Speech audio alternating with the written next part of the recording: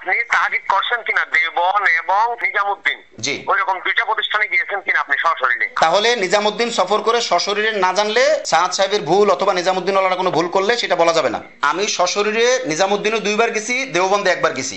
বাংলাদেশে তাবলিগ জামাতের মধ্যে সাদপন্থীদের মধ্যে যে কিছু বিস্ফোরাওয়ালা মানুষ আছে, ওই রকম মানুষ পাকিস্তানেও নাই, ভারতেও নাই। সাদপন্থীদের মধ্যে সাদ সাহেবের মোনাজাত ছাড়া বাংলাদেশে টঙ্গী ইজতেমা শেষ হবে 15 বছর আগে, খোদার কসম আমি এটা কল্পনা করি নাই। দেওবন্দ যদি কোনো ফতোয়া দিয়ে দেয় তাহলে বাংলাদেশে কোনো আলেমের সাধ্য নাই যে সেই ফতোয়ার রূপে কলম ধরবে। সাদ সাহেব যদি ভুল করতেই থাকেন আর এনারা যদি ভুল ধরতেই থাকেন, আপনি যেটা চাইতেছেন মিলে জুলে চলা, বা আমি বা যে কেউ যদি চায়, এটা কি পসিবল হবে বলে আপনি মনে করেন? উনি বলেন ঠিকই, কিন্তু উনি নিজে মানেন না। এই বলাটা ওনার অরিজিনাল না। উনি নিজে মানেন না, এটা তার ব্যক্তিগত পার্সোনাল আমলের মধ্যে যুক্ত। না না না না না না না না না, এটা হয় না। এটা আপনি এই জায়গাটা সম্পূর্ণ ভুল করছেন। কাকরাইল আমাদের, আমরা দখল করে নিব, তারা দখল করে রাখছে, এই হয়েছে সেই হয়েছে, এগুলো কইয়া তাদের এই ঝামেলাটা করার কি দরকার ছিল বলেন? সাদ সাহেব যদি দেওবন্দে গিয়ে সবকিছু মিটমাট করে নেয় মাসআলাগত দিক থেকে, আমি মনে করি বাংলাদেশে এটা 1 ঘন্টার বেশি সময় লাগার কথা না। হিন্দুস্তানের মধ্যে আপনার যারা উলামা ইকরাম আছেন, ওনারা কি বোঝেন না যে মাওলানা সাদ সাহেব হিন্দুস্তানের মানুষগুলোকে গুমরাহ করতেছে? উলামা ইকরামের কি দায়িত্বের মধ্যে পড়ে না এগুলোর বিরুদ্ধে দাঁড়ানো? খণ্ডিত বয়ানের যে কথাটা, এটা দিয়ে আপনাদের আম জনতা যারা সাদপন্থী বা নিজামুদ্দিন অনুসারী যারা আছেন, এদের দিমাগ নষ্ট করা হয়েছে।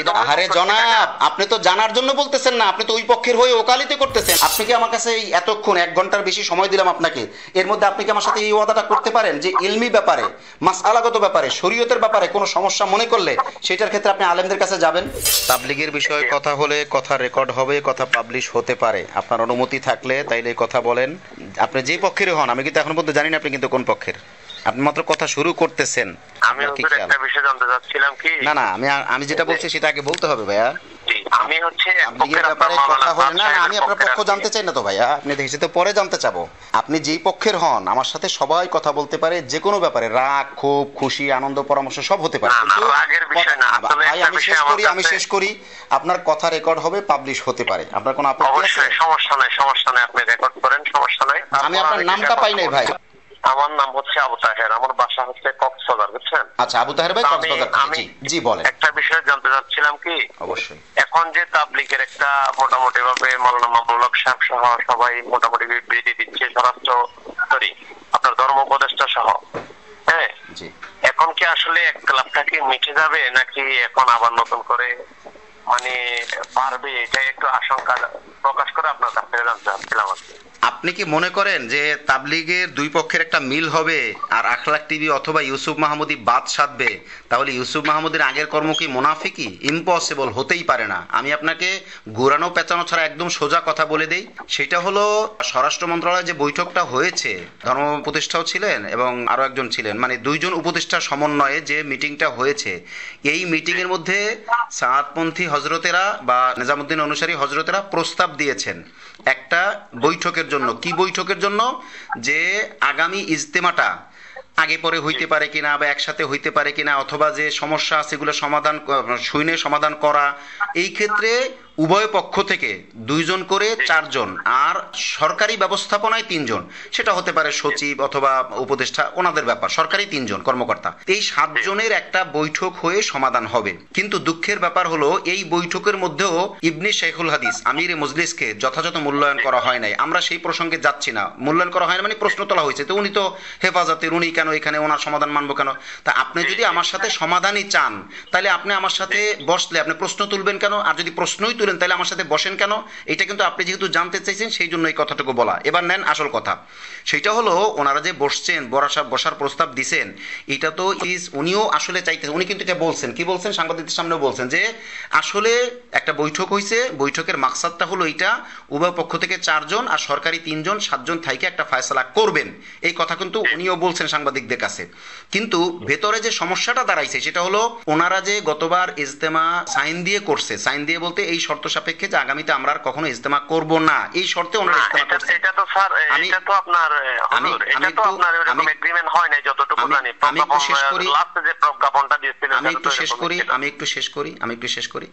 আপনি এখন যে কথাটা বলবেন, এই কথাটা আপনি পরে বললেও আমি আপনাকে বলতাম, আর আমি বলার পরে হয়তো আপনি পরে বলতেও পারতেন। তারপর আপনি যেহেতু আগে বলে ফেলেছেন, আপনার বক্তব্যটা হলো যে ওই সময় লাস্ট এই কথাটা হয় নাই। এই যে আপনি জানেন, এই জানাটা আগাগোড়া মিথ্যা। কেন আগাগোড়া মিথ্যা আপনাকে বলে দিই। আমি আখলাক টিভির ব্যবস্থাপনায় যেই ডকুমেন্ট আপনাদেরকে দেখাইছি ওই ডকুমেন্ট সরকারি ব্যবস্থাপনার ডকুমেন্ট। আমি তো দূরের কথা, আমার 14 গোষ্ঠীরও সাহস নাই, আখলাক টিভি তো দূরের কথা, এমনকি জাতীয় মিডিয়া যারা আমাদের মতো শত শত মিডিয়ার চাইতে বেশি পাওয়ার যাদের, এরকম জাতীয় মিডিয়ারও সাহস নাই যে সরকারি কাগজ নকল করে মিডিয়াতে দেখাইয়া সে টিকা থাকবে। এটা সম্ভব না, এটা আইনগতভাবে বড় মাপের অপরাধ। আমি আপনাকে বলি সেটা শোনেন। যখন এই সাইনটা হইছে আমি তখনও জানি সাদপন্থী বড় ভাইয়েরা, অর্থাৎ সাদপন্থী বলতে নিজামুদ্দিনের অনুসারী দায়িত্বশীলরা কেউ কেউ আমার সাথে আফসোস করছেন যে ওনারা কেন সাইন, ওনাদের পক্ষ থেকে কিন্তু বলছি, খেয়াল করবেন, ওনাদেরও দুই পক্ষের মধ্যে এক পক্ষ আফসোস করে আমাকে বলছে কেন তারা সাইন দিয়ে ইস্তেমা করছে, আমরা এটার পক্ষে না। এখন আমি আপনাকে বলি, সেটা হলো আপনি যে প্রশ্নটা তুলছেন যে আপনি জানেন সর্বশেষ যে না ওই এগ্রিমেন্টটা হয় নাই, ওইটা একটা প্রচারণা, আপনি এইভাবে জানেন। সেম এই জিনিসটাই কিন্তু এনারা এই যে স্বরাষ্ট্র মন্ত্রণালয়ের যে বৈঠকের ব্যাপারটা আপনি বলছেন, এই বৈঠকের পরেও কিন্তু এনারা মিডিয়াতে এটা প্রচার করছেন, সেই ডকুমেন্ট আমাদের কাছে আছে। এবং তাবলিগি প্রকাশনী নামে একটা যে পেজ আছে তারাও এটা করছে যে না ওই যে সায়েম সাহেবের একটা সাক্ষাৎকার দিচ্ছেন, এই জিনিসগুলো ছিল আগে। অর্থাৎ যখন এটা নিয়ে কিন্তু টালমাটাল হয়েছে, টালমাটাল বুঝছেন তো, মানে আলাপ আলোচনা চলমান, তারা কিন্তু এটাও বলছে যে না আমরা সাইন করে ইজতেমা করবো না, এটা সেটা, এটা কিন্তু বলছে, এটা হয়েছে কয়েকবার, কাগজ ঘুরাঘুরি হয়েছে, আমার সামনে হয়েছে ভাই, আমি তো ভিতরের অত কথা বলতে চাই না, কিভাবে কাগজ গেছে কিভাবে হয়েছে বিভিন্ন ব্যাপার, আমি ওইদিকে না যাই। সর্বশেষ ওনারা সাইন দিয়ে ইজতেমা করছেন। এখন কথাটা খেয়াল করেন, যখন ওনারা সাইন দিয়ে ইজতেমা করছেন, এখন এইখানে যখন বৈঠক হয় তাইলে কোনো দায়িত্বশীলরা যদি চান এটা প্রচার করতে, আর আপনাকে যদি বলে যে আপনি এটা প্রচার করেন, আপনি একটা এজ এ মিডিয়া, তাহলে আপনার কি এটা প্রচার করা দোষ? না, দোষের পড়ে না। আপনি যেহেতু অবশ্যই অবগত আছেন তাহলে প্রচার করতে পারেন। আমার একটা কথা ছিল জি বলেন। আসলে এই যে উম্মতের ঐক্যের স্বার্থে জি জি জি মুসলমানকে এখন যে করুণ সময়, এই সময় কি আসলে কি সবাই চাইলে একটু সমঝোতা হয়ে উম্মতকে আবার আগের মতো জমায় নেওয়া যায় না, জড়িয়ে নেওয়া যায় না?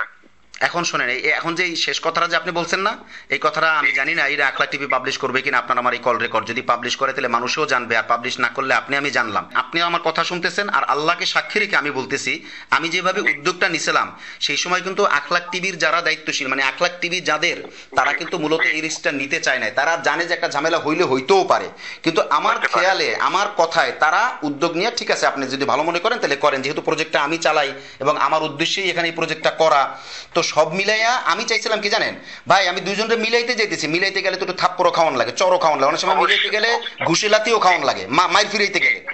তো এই জন্য দেখেন আমি চাইছি দুইটা পক্ষের আলেমরা বসুক মিডিয়াম পর্যায়ে, মানে যারা যারা মিডিয়াতে আসে, যেমন ধরেন আল্লামা জুবায়ের সাহেব, উনি কখনো মিডিয়াতে আসবে না, ওই পাশে ওয়াসিফ সাহেব, উনি কখনো এইভাবে মিডিয়াতে আসবে না, ওনাদের কাছে হয়তো গেলে একটা সাক্ষাৎকার বা সাংবাদিকদের সামনে সেটার ব্যাপার ভিন্ন।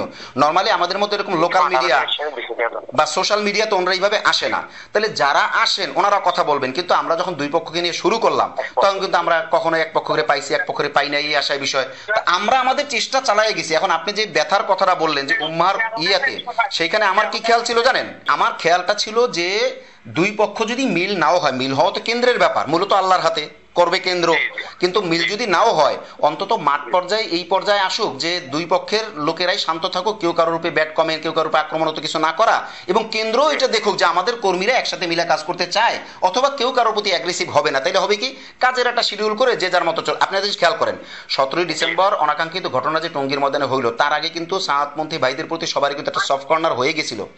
প্রায় 2-3 বছর যাবত কোনো বড় মাপের দ্বন্দ্ব নাই, গন্ড নাই, মানে গত ইস্তেমার কথা বলছি, তার আগের ইস্তেমার পরের থেকে তেমন কোনো সমস্যা নাই, চলতেছে।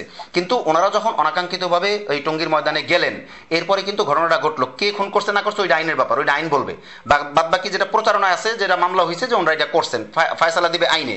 তো এরপর থেকে কিন্তু বিষয়টা আর আখলাক টিভির আউট অফ কন্ট্রোল, আখলাক টিভির পক্ষে আর এটা ছিল না। এখন আখলাক টিভি কি চায় এটা বলে আমি শেষ করি, এরপর আপনার কোনো কথা থাকলে বলবেন। এখন আখলাক টিভি কি চায়, শুরুতে যেটা চাইছিল যে মুরব্বীদের সাথে, যেমন জুবাইর সাহেবের সাথে বা ওয়াসিফ সাহেবের সাথে, ওনাদের সাথে পরামর্শ করে কিন্তু আখলাক টিভি কাজ শুরু করে নাই, নিজেদের ব্যবস্থাপনা শুরু করছে, মাঠ পর্যায়ের আলেমদেরকে নিয়ে শুরু করছে, তাদের সাথে পরামর্শ করেই।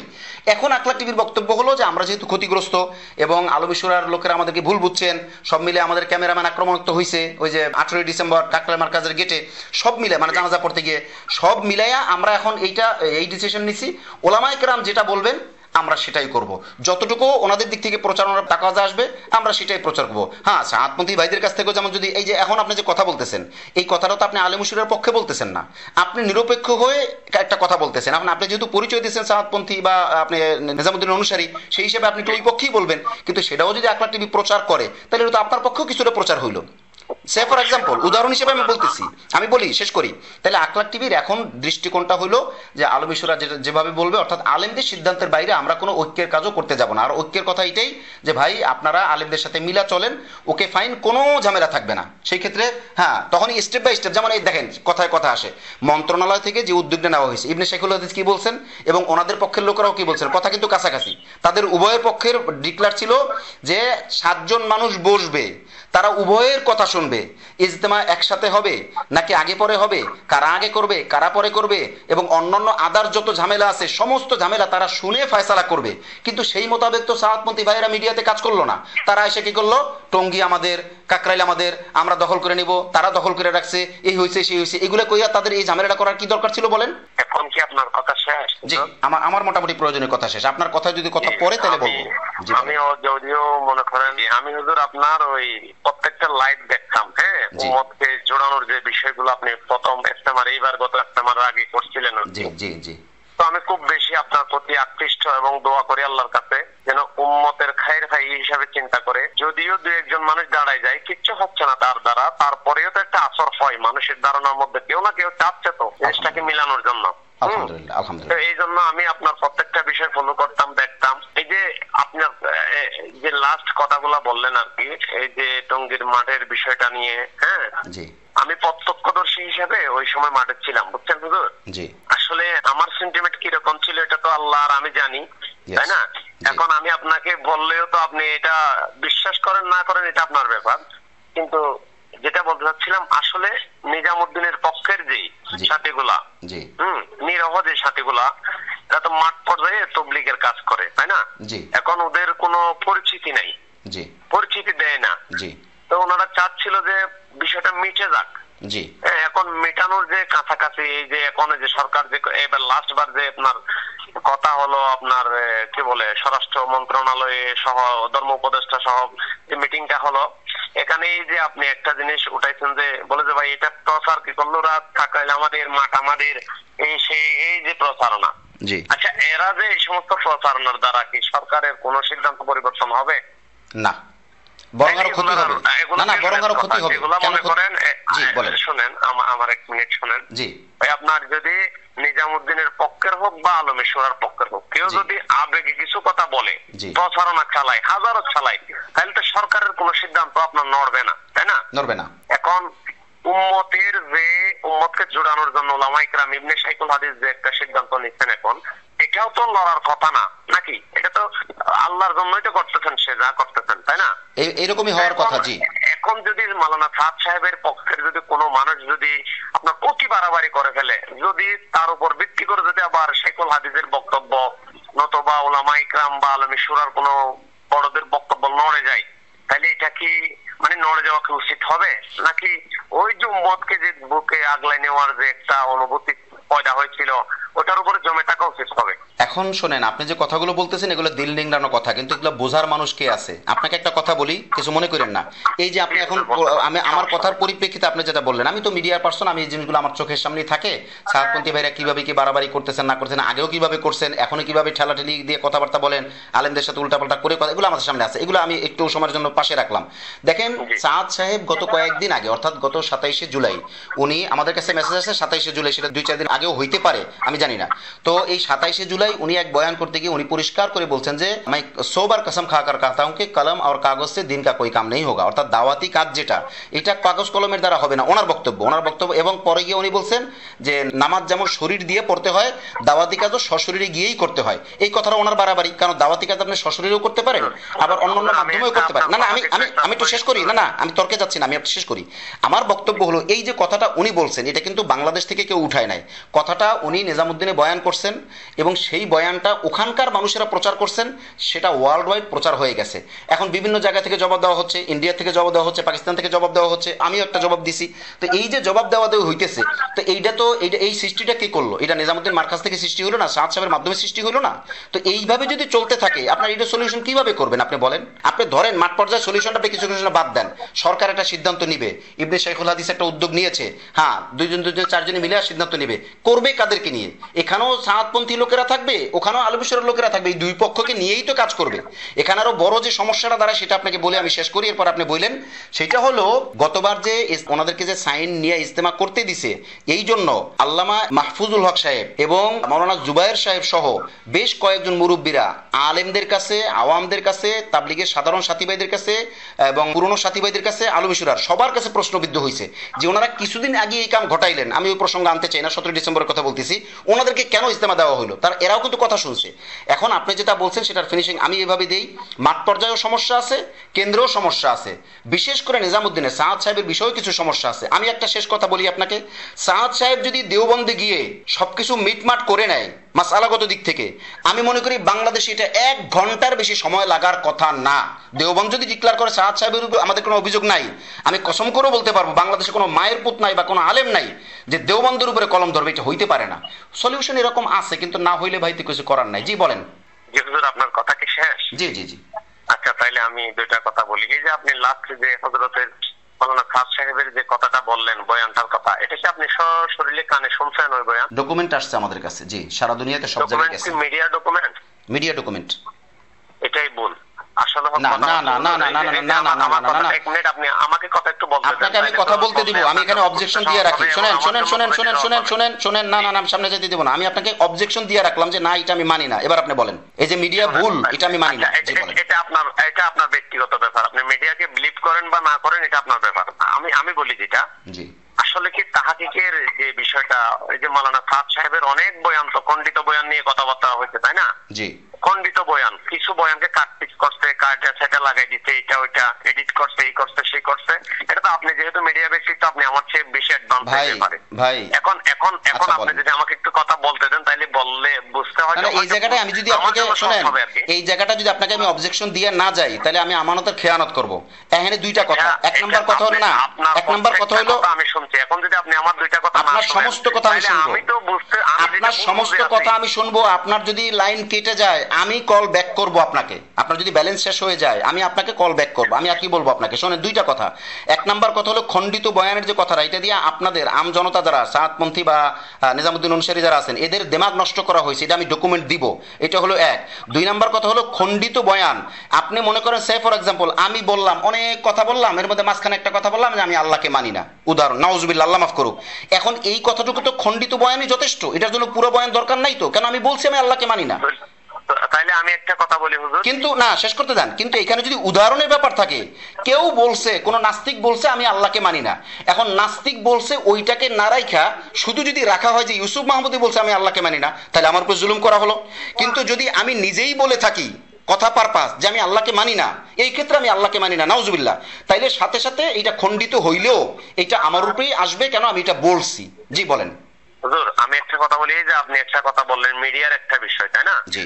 এই যে আপনি বলতেছেন, এটা যদি মাওলানা সাদ সাহেব এই কথাটা বলে থাকে, তাহলে তাকে আর মানার উপযুক্ত না। হ্যাঁ, এখন আমি যেটা বলতে চাচ্ছিলাম, অনেক সময় হাজারো কথা বললে আপনি আমি যে কথা বলতেছি, তাই না, এখানে কিছু কথা কি হইতে পারে, ব্যতিক্রম হইতে পারে, এটা হইতে পারে। এটা আমি বোঝাতে যাচ্ছি একটা, হয়তো আপনি বুঝছেন আরেকটা, বা আপনি মিন করছেন অন্যদিকে, আপনার কথাকে আমি অন্যদিকে মিন করছি, এরকম হতে পারে। হইতে পারে। আসলে আপনি তো একটা কথা আমাকে শেষই করতে দিলেন না, তাইলে লাস্ট টাইমই না, এখন তো আমি আপনাকে বলতে দিছি। আমি এখন শুধু আপনার সাথে যে মাওলানা সাদ সাহেবের যে বয়ানের কথা বললেন আপনি, লাস্ট বয়ানের কথাটা, এই যে কয়েকদিন আগের বয়ানটা, ইমিডিয়েট আর কি, ওই বয়ানটার ব্যাপারে আপনার তো একতলাপ আছে, তাই না? এখন দেবনে কি ওই বয়ানটার ব্যাপারে একতলাপ চলছে? আপনি যে দেবনের কথা বললেন, যে দেবন একবার চাইলে 1 ফুটে নিভে দিতে পারে, দেবনে কি এই ব্যাপারে লেখালেখি করছে, নতুন করে কি ফতোয়া দিচ্ছে আবার? দেওবন্দ যে ফতোয়া দিয়ে রাখছে ওনার উপরে, না না, আমি শেষ করি, এখন এটা মানক না মানক, আমি শেষ করি, পুনরায় একই ভুল করছে, আমি শেষ করি, নতুন করে যে ভুলটা করছে, আমি শেষ করি, করছে নতুন করে কি দেওবন্দ কোনো ওয়ার্নিং বা ফতোয়া দিচ্ছে এরকম? এই যে আপনাদের সমস্যাটা কোন জায়গায়, আপনারা আসলে সব বিষয়টা বুঝতে চান না, এই জন্য আমি থামাই দিয়ে কথা বলি। আপনি যে প্রশ্ন করছেন, না না, আপনি শতবার প্রশ্ন করবেন, কারণ যখন আমি প্রশ্নটা বুঝতে পারি, এরপর আমি উত্তর দিতে পারি। জবাব দিলেন না, আমি আপনাকে বলতে চাচ্ছি, এই প্রশ্নের উত্তরই আপনাকে দিচ্ছি, আমি এই প্রশ্নের উত্তরই আপনাকে দিচ্ছি। আমি আপনার প্রশ্ন বুঝা ফেলাইছি। আপনার বক্তব্য হলো দেওবন্দে সাদ সাহেব রুজু করছেন, এটা আপনার বক্তব্য।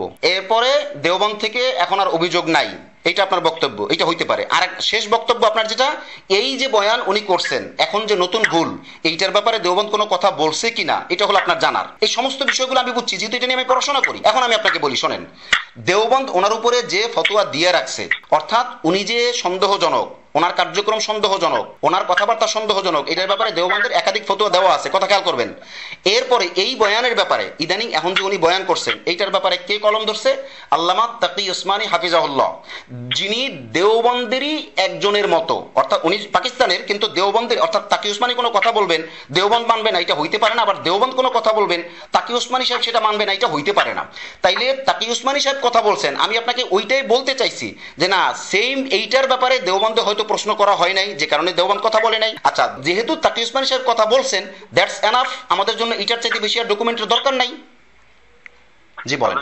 জি হযরত, দেওবন্দের কথা কি বাংলাদেশের উলামা ইকরাম বা ওরা কি ফলো করে? 100%। আলমী শুরা 100% করেন, আপনি করেন? আলমী শুরা 100% করে, আমিও করি আলহামদুলিল্লাহ। আচ্ছা, এক্স্যাক্টলি, আপনি একটু ডাইরেক্ট করেন, আমি বলি আপনাকে। জি বলেন। এই যে দেওবন্দে একটা কিছুদিন আগে মাওলানা আরশাদ মাদানী সাহেব বলছিলেন যে তাবলীগের উভয় পক্ষই দাওয়াতের কাজ যারা করতেছে ওরা উভয় পক্ষে হক। আবার মাওলানা তাকি উসমানী সাহেব পাকিস্তানে, এখানেও তো আপনি কাট বয়ান করলেন দুই মাযহাবের মতো, এখানে আপনি কাট বয়ান প্রচার করছেন। না না, তো বেশি প্রচার হইছে, আপনারা করতেন বা সাতপন্থীরা করতেন, এখন কই? এই যে আপনি এখানে কাট বয়ান প্রচার করছেন, আপনি এখানে কাট বয়ানের কথা বলছেন।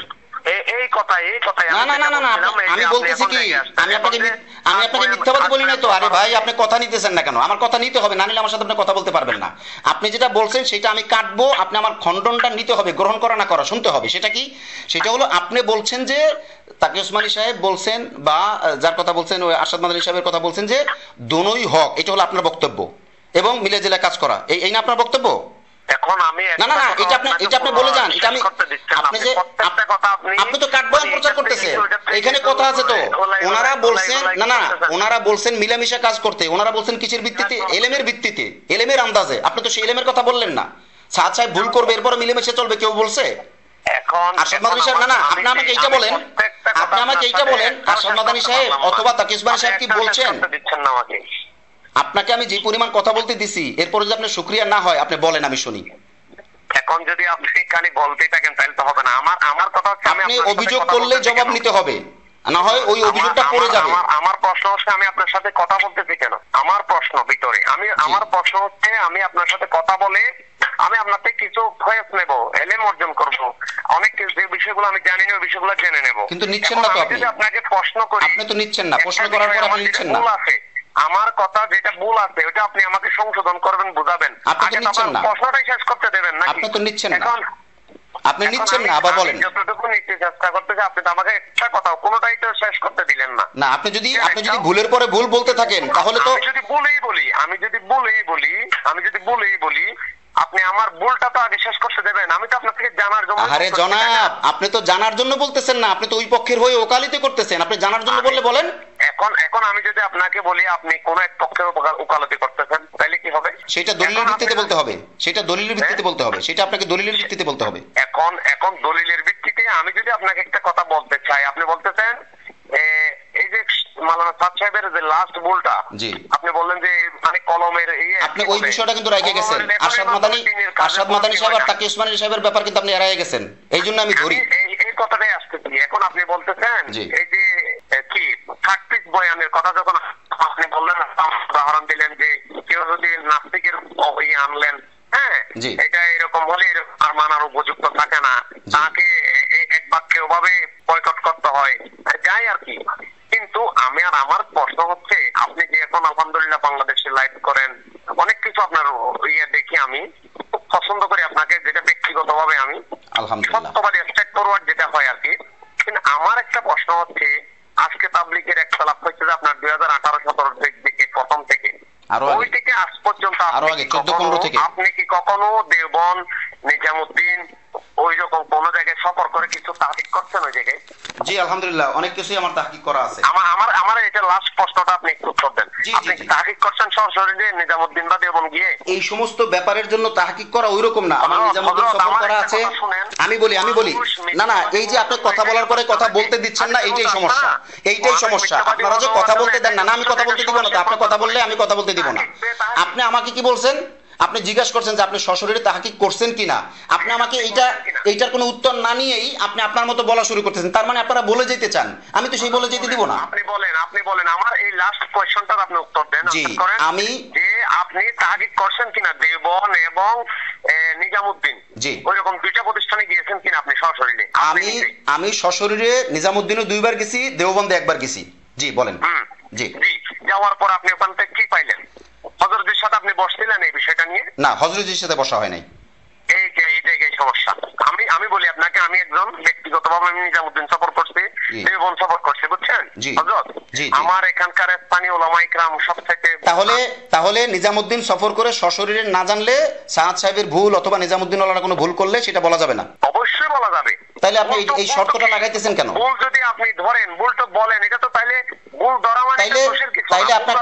তাইলে আপনি একটা হিম্মত করে কথা বলেন। না না, আপনি যদি উম্মার কল্যাণে কথা বলেন, তাইলে আপনি একটা হিম্মত করে কাজ নেন যে আমি যেহেতু উর্দু হিন্দিতে কথা বলতে পারি, এজন্য আমার কোনো লোক ভাড়া করা লাগবে না।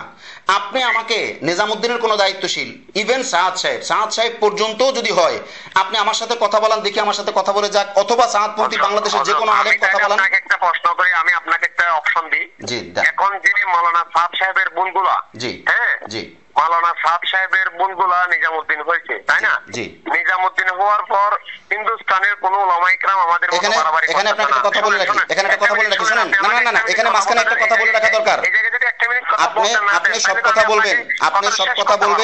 আপনি সব কথা বলবেন, এখানে একটা কথা বলে রাখা দরকার, সেটা হলো আপনার মাথায় রাখা দরকার, আপনি একজন সাধারণ মানুষ, আমারও মাথায় রাখা দরকার, আমি একজন মাঠ পর্যায়ের মিডিয়া কর্মী, তার মানে ফিল্ড ওয়ার্কার।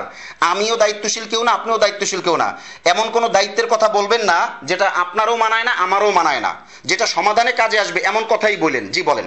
জি, তাহলে আমি যেটা বলছিলাম, আপনি তো কথা আমারটা আগে বুঝে ফেলছেন, তাহলে আমি বলি, এই যে হিন্দুস্তানের মধ্যে বড় বড় যে সমস্ত মাদারিস গুলো আছে, ওখানকার লক্ষ লক্ষ উলামায়ে কেরাম আছে, যেটা দেওবন্দ সহ আপনার যতই আছে আর কি আছে, এখন তারা তো মাওলানা সাআদ সাহেবের প্রত্যেকটা বয়ান নিয়ে কিছু ব্যক্তি, নির্দিষ্ট কিছু ব্যক্তি যারা সব সময় হারা হামেশা মাওলানা সাআদ সাহেবের কথাগুলাকে কি করে, বিকৃতি করে, এই ব্যক্তিগুলা ছাড়া আমভাবে কোন হিন্দুস্তানের কোন উলামায়ে কেরাম এজাবত খালে বাংলাদেশে যে মিছিল মিটিং, দাওয়া পাল্টা দাওয়া, মসজিদ থেকে তাড়াই দেওয়া, মারামারি, আসতে দেবো না, মারতে দেবো না, এগুলা কি কোথাও করতে হিন্দুস্তানে?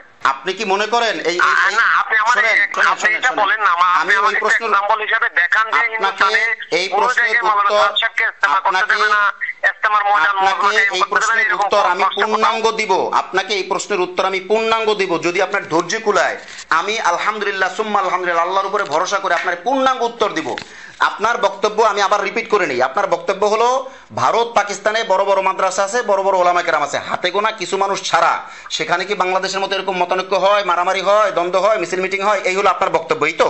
আমি আপনাকে একটা পরিষ্কার কথা বলে দিই, বাংলাদেশে তাবলিগ জামাতের মধ্যে, সাআদপন্থীদের মধ্যে যে কিছু বিস্ফোরাওয়ালা মানুষ আছে, ওই রকম মানুষ পাকিস্তানেও নাই, ভারতেও নাই, সাআদপন্থীদের মধ্যেই। খেয়াল করবেন।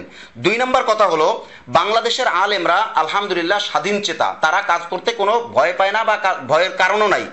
ইন্ডিয়া এবং পাকিস্তান, বিশেষ করে পাকিস্তানে আলেম ওলামারা এই ধরনের এই তর্ক বিতর্ক এগুলো ওনারা পছন্দ করেন না, মাথায় নিয়েন। ইন্ডিয়ার ব্যাপার হলো আলেম ওলামারা এমনিতেই কোণঠাসা, পুরো মুসলমান জাতি সরকারের কারণে কোণঠাসা ইন্ডিয়ার, যে কারণে তারা এই বিষয় নিয়ে অত আমলে নেয় না। কিন্তু এই সাআদ সাহেবের ভুলের ব্যাপারে বাংলাদেশের আগে সবচাইতে বড় ভুল ধরছে পাকিস্তান আর ভারত থেকে। এই ডকুমেন্ট আমার কাছে আছে, এটার জবাব আপনি কি দিবেন? বাংলাদেশ আগে ধরে নাই, আগে ধরছে ভারত পাকিস্তান। আচ্ছা, আমি একটা কথা বলি আপনাকে। জি, এই যে বাংলাদেশের প্রসঙ্গ এবং ইন্ডিয়া পাকিস্তানের প্রসঙ্গ, আপনি 2-3টা দেশের অভ্যন্তরীণ পলিটিক্যালি চাপের কথা বললেন, তাই না? জি। এখন হিন্দুস্তানের মধ্যে যে মাওলানা সাআদ সাহেব তো পুরা আপনাদের বাংলাদেশে বিশেষ করে আমাদের যারা মাওলানা সাআদ সাহেবের একতলা প্রসঙ্গটা বেশি রটাই ফেলে, এই সমস্ত উলামায়ে কেরাম ছাড়া হিন্দুস্তানের মধ্যে আপনার যারা উলামায়ে কেরাম আছেন, ওনারা কি বোঝেন না যে মাওলানা সাআদ সাহেব হিন্দুস্তানের মানুষগুলোকে গুমরাহ করতেছে? 2 কোটি লোক, 1 কোটি লোকের, 80 লক্ষ 60 লক্ষ লোকের মজমা করে করে মানুষগুলোকে গুমরাহ করতেছে। এই উলামায়ে কেরামের কি দায়িত্বের মধ্যে পড়ে না এগুলোর বিরুদ্ধে দাঁড়ানো? আরে বাবা ওনারাই তো জবাব দিয়েছে চাপের কারণে, পলিটিক্যালি চাপের কারণে এই মাওলানা সাহেব সাহেবকে ছেড়ে দিয়েছে। আপনাকে বোঝানো যাবে না। আপনি প্রশ্ন তুললেন দেওবন্দ কি দেখে না এগুলি? লাখ লাখ মানুষ পথভ্রষ্ট হবে, তারা দায়িত্ব নেয়, তারাই তো আগে দায়িত্ব নিয়েছে। ফতুয়া দিছে কে? ফতুয়া দিছেই তো দেওবন্দ। ফতোয়া দিছে মাওলানা সাদ সাহেবের ব্যাপারে, যে সমস্ত ফতোয়া আসছে এই ফতোয়াগুলা যথাযথভাবে বাংলাদেশের উলামায়ে কেরাম কি মানছে? সাদ সাহেবের ব্যাপারে যত ফতোয়া দেওয়া আছে সবই মানছে। সবই মানছে। মানছে না? অবশ্যই মানছে। আমি যদি আপনাকে কয়েকটা করি যে এটা মানা হয় না, ওটা মানা হয় না, তখন কি হবে? কোনটা? আপনি ফতোয়া বাইর করবেন, এইটার জন্য আপনাকে ফতোয়া নিয়ে বসতে হবে, লাইভে বসতে হবে, ডকুমেন্টের সাথে কথা বলতে হবে। আপনি আন্দাজে একটা কথা বলবেন তো এইটা হইতে পারে না। আপনি বলতেছেন, আপনি দাবি করতেছেন ভারত পাকিস্তান, না আপনি দাবি করলেন ভারত পাকিস্তান মাওলানা সাদ সাহেবের বিরুদ্ধে সর্বপ্রথম দাঁড়াইছে 100%। আপনি এজাবৎকালে নিজামুদ্দিন থেকে যে দুজন বুজুর্গ বের হয়ে গেছেন, মাওলানা আহমদুল্লাহ সাহেব এবং ইব্রাহিমউল্লাহ সাহেব, এজাবৎকালে ওনারা কোন ফতোয়া জারি করছে? তবলিগের কাজটা হচ্ছে না এবং মাওলানা সাদ সাহেব না হোক, এই ব্যাপারে কি ওনারা কখনো কোনো মজমার মধ্যে বলছে এরকম? আপনার কাছে কি রেফারেন্স আছে? ওনারা কানতে কানতে বের হইছে, ওনারা অপমান হয়ে বের হইছে।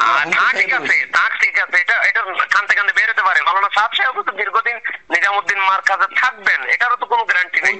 ওইটা শুনেন, আপনি এখন ভিন্ন দিকে যাইতেছেন, ওইটা হলো ইন্টারনাল ব্যাপার। আপনি যাদের কথা বলতেছেন, ইব্রাহিম দাওলা সাহেবের কথা, আহমদুল্লাহ সাহেবের কথা, ওনারা কি ফতোয়া দিবেন?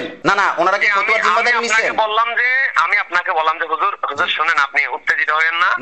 আমি আপনার প্রত্যেকটা কথা শ্রদ্ধার সাথে শুনতেছি এবং আমি আসলে আপনার সাথে তর্ক করার যোগ্য না, তারপরেও আপনার থেকে ইলম হাসিল করার জন্য যে কোনো কথা মন খুলে বলতে পারেন। জি বলেন। জি হুজুর, এই যে এজাবৎকালে যাদের অভিযোগ, যারাই নিজামুদ্দিন থেকে বেরিয়ে গেছে, যাদেরকে নিয়ে এত আয়োজন, মাওলানা সাদ সাহেব এদেরকে অপমান করছেন, অপদস্থ করছেন, বেইজ্জতি করছেন, বেয়াদবি করছেন, যাই করছেন, কিন্তু মাওলানা সাদ সাহেব তো ওনাদের ব্যাপারে, মাওলানা সাদ সাহেব তো কখনো ছোট করে খাটো করে কখনো কথা বলেন নাই।